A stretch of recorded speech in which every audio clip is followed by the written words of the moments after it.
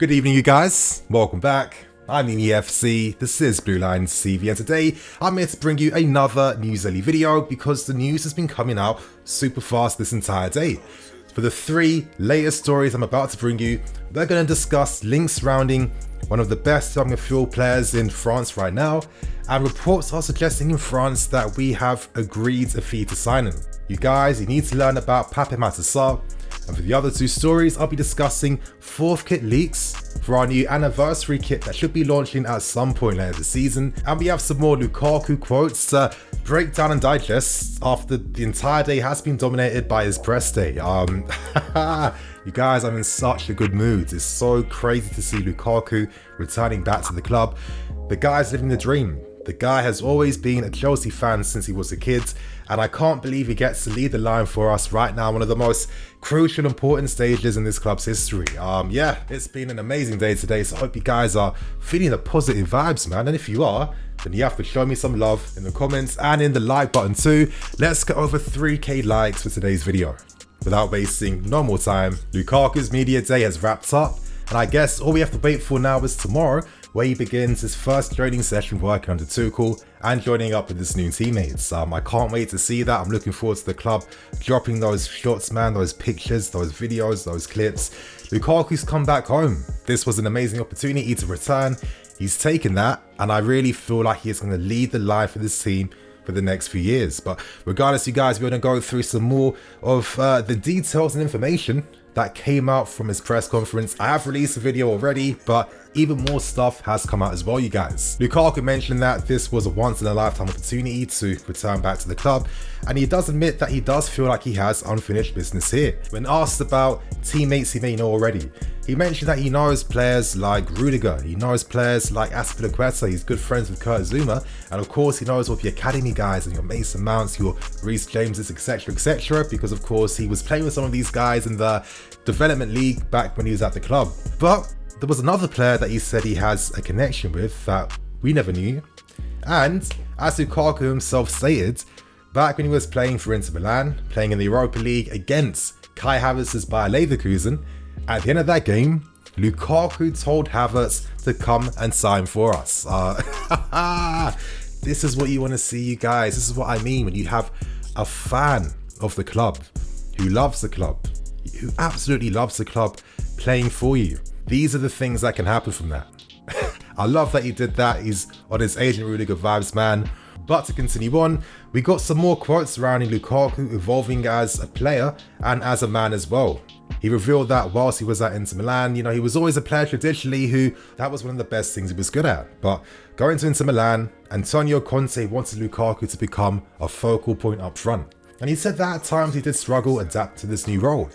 You know, Conte had a great relationship with him, but he was also brutally honest when he had to be, and he told Lukaku, if you don't show improvements and being a focal point for me, I won't play you in the team. And that was enough of a challenge for Lukaku to really master that role. And as he said himself right now, he feels super confident in his game. He feels he can do everything up front. And of course, with a manager like Thomas Tuchel, with his flexibility, his game plans, etc, this is the flexible forward that he wants to have. Now, of course, Lukaku shares some thoughts on Thomas Tuchel. You guys are going to like what he says.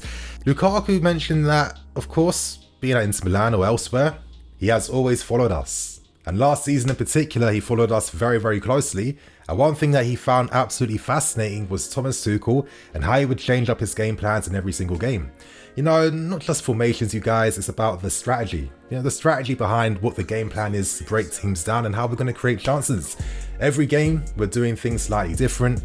Case in point, the last game against Crystal Palace, it was about overloading the wide areas, which essentially won us that game, and that strategy was on point. So I love that Lukaku is following us. I love that he's fascinated by that. And of course, it just sums up his love for this club, because we can never forget this. He is a Chelsea fan. Anyway, it was nice to hear Lukaku mention how he's felt like he's grown as a man.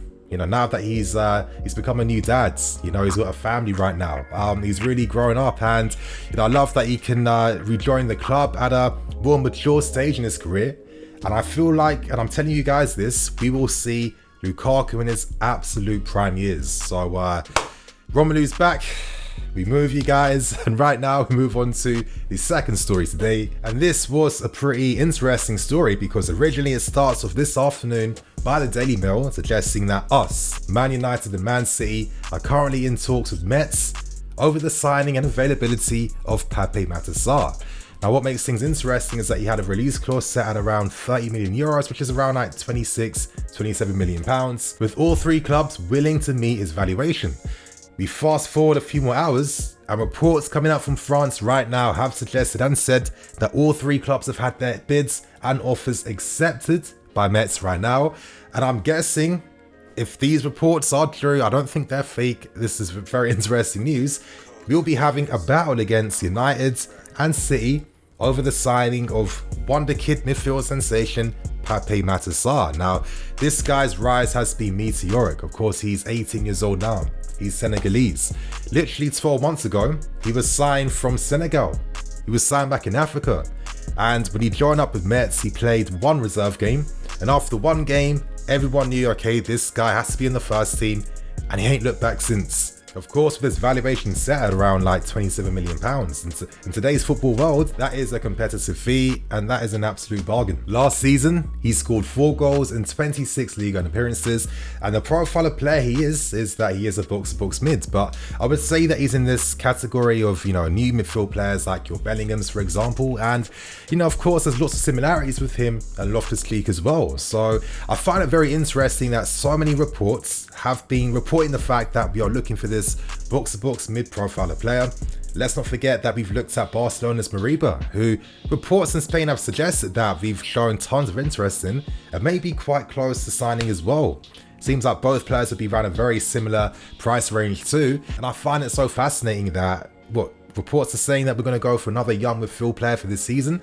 Maybe that could make sense. Now, when it comes to your players like your Rice and Tchouaménis, there could be some difficulties in securing them right now. On top of this too, some of them might not feel as comfortable to potentially be maybe third or fourth choice midfield players. So considering that Gilmour left because they want more minutes, Tuchel wanted these guys to stay, these guys wanted more minutes to play, has this forced the club to have to go into the market to reinforce midfield and of course naturally go for younger profile midfield players who will accept they're not going to play every single week, but they will get good minutes and game time to develop and of course be part of the team.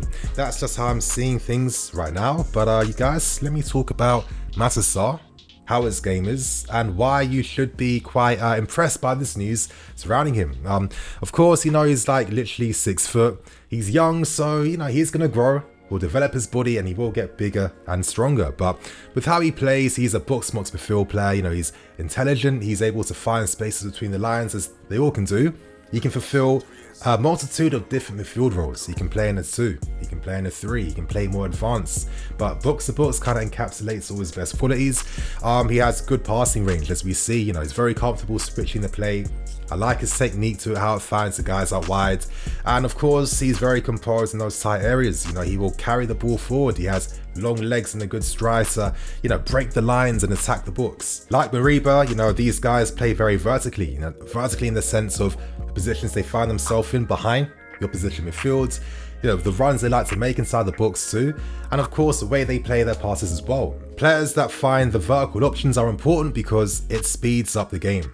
You create your attacks a lot faster. And against teams that like to park the bus all the time, that speed is something you just can't ignore and forget. A midfield player that has the engine, that has the intelligence and the technique as well.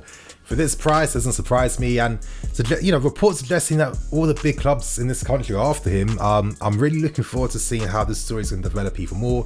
This does not mean that we've secured the signing. I guess it just means that now us, United, and of course City will have conversations with the player. And I guess the best club will win him in the end. So there you guys, that was the second story. We now end things with the third and final story, and let's break down these fourth kit leaks. So right now we kick things off by breaking down and discussing news surrounding a 4th edition kit to be released at some point during this season. Now, whenever news surrounding kits or merchandise comes out, footy headlines are the guys you go to every single time. These guys are the kings. These guys release the leaks. They know absolutely everything. And You know, straight off the bat, you guys, seeing this colorway, seeing this like black and blue with golds, oh, it's classy, it's sexy, it's got that type of like raw type of feeling that I like. And you know, of course, I absolutely love this colorway together. I use it on my Blue Lines TV channel many times. It's like the channel art on my homepage as well too. I feel like it's just a classic colorway that combines well together. I like what the club are doing with this, and the news does state that this will be a anniversary kit to, you know, commemorate our Champions League win over Bayern Munich 10 years ago. Now, I have to say, I was extremely fortunate that I was able to go to that game. One of the greatest moments, most surreal moments I've ever had as a fan. I still can't believe we did that. I still remember when Muller made it 1-0, and I believe that it was over. We had messed it up. I didn't think we were gonna win the game at all. So from that day on, it taught me to never ever write this club off for a single thing at all. And you know, it's the type of energy that I've kept throughout many of my like match predictions, previews, etc. So yeah, we're getting some more visuals behind how it's going to look like.